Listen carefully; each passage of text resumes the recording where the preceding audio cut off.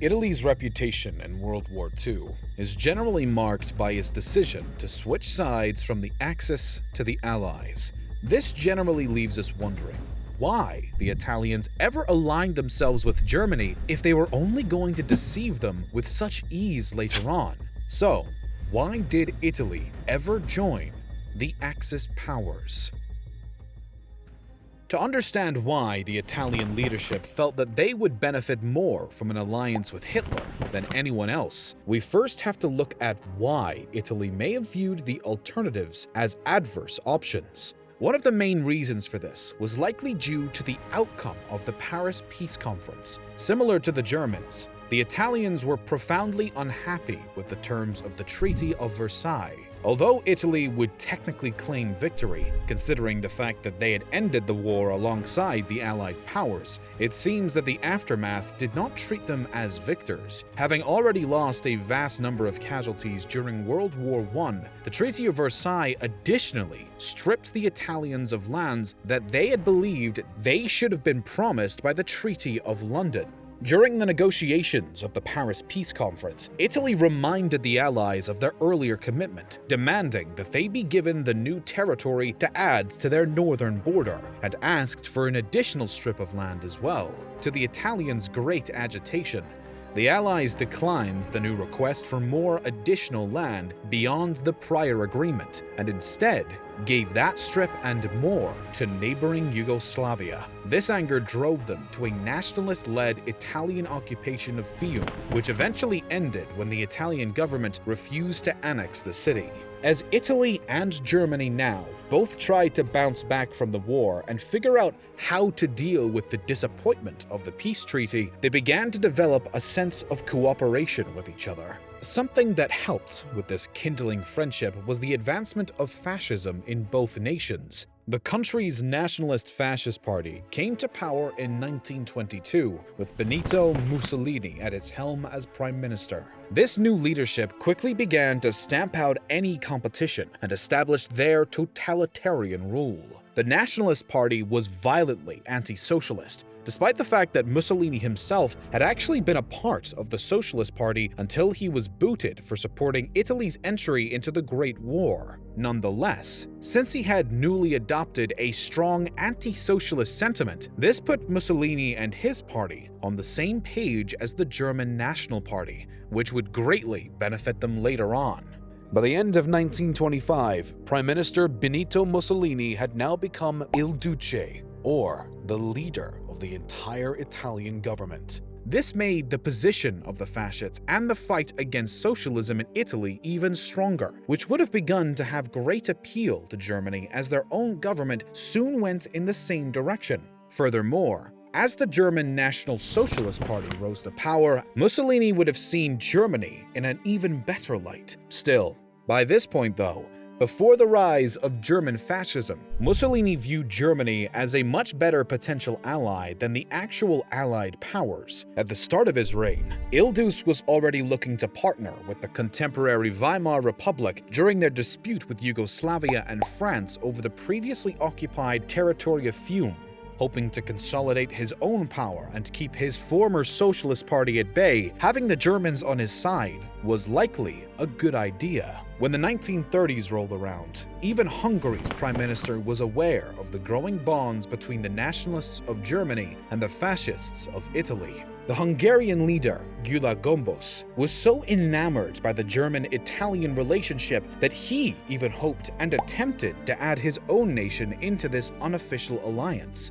Gombos unexpectedly died in 1936 before having finished negotiations concerning a partnership with Germany, which left Hungary with no more than the Rome Protocols from Italy. The relationship between Germany and Italy was also on the rocks at this point. The matter of Germany annexing Austria had thrown a wrench in things, as Mussolini was strongly opposed to the idea of Anschluss. The government in Austria at the time was largely anti-socialist, and Mussolini warned Hitler that he wanted to see this leadership remain. The latter responded quite indignantly, stating that he wished to throw the Austrian Chancellor Engelbert Dollfuss into the sea. Mussolini did not take this lightly, and he quickly began to lose trust in the German government. Not only was he displeased with the Austria situation, but he found the likelihood that the Germans would leave the region of South Tyrol to Italy, as they had previously promised, concerningly low.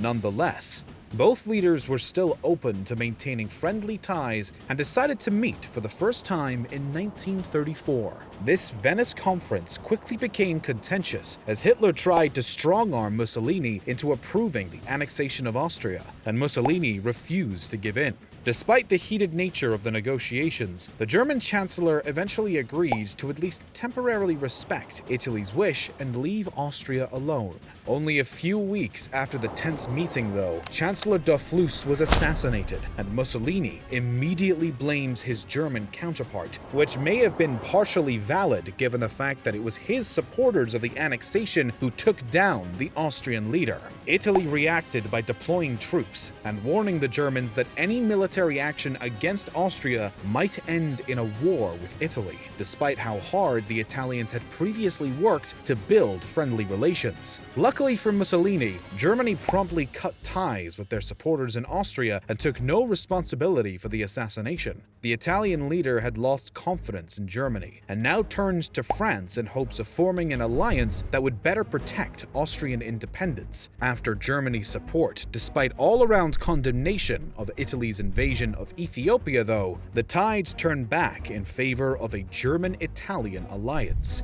A perfect opportunity to restore the friendly ties came when the Spanish Civil War erupted in 1936, and Italy decided to intervene. Possibly as a symbol of unity, the Germans did the same. Both sides sent airplanes, men, and weaponry to the nationalists. Following this joint intervention, the Italian Foreign Minister, Galeazzo was invited to Berlin in hopes of taking the alliance even further. Deliberations were soon scheduled between the German ambassador and Ciano so they could discuss the next steps. Though the negotiations were at times heated and there appeared to once again be a risk of losing the friendship, the results in the end were positive. By the conclusion of the talks, Germany and Italy had set up the new Rome-Berlin Axis alliance. The reason behind Italy's determination to form this partnership, both politically and militarily, up to this point had been based on more than just the similar government structures and shared anger over the terms of the Treaty of Versailles. Maybe more importantly, the alliance had become readily significant for Italy because they wanted a war with France. The aim was to begin war preparations in 1935, despite the temporary cooperation with France, because by this point, Germany would be freed from some of the terms listed in the 1919 treaty. Both sides were in need of rebuilding and rearmament before the retaliatory war could be truly considered against France, though. And Germany was especially desperate for increased weaponry after its military had been nearly stripped bare by the Treaty of Versailles. This likely played a role in why Germany was so eager to form an official alliance with Italy. So, when the Pact of Steel was finally signed on May 22, 1939, the reason which had led to Italy's decision to join the Axis side of World War II was rooted almost entirely in the regime of Mussolini. The need to consolidate and grow his rule and the determination to fight off socialism were both key priorities for Mussolini that the Germans could easily assist him with. Despite the temporary disputes between the fascist powers, it appears that both sides understood the greater benefit in staying together than attempting to align with those they had both deemed as unreliable after the Paris Peace Conference. Mussolini felt that his best chances of expanding his party and regime, keeping socialist enemies at a low or non-existent, and retaliating for the losses after Versailles was to work with the Axis powers.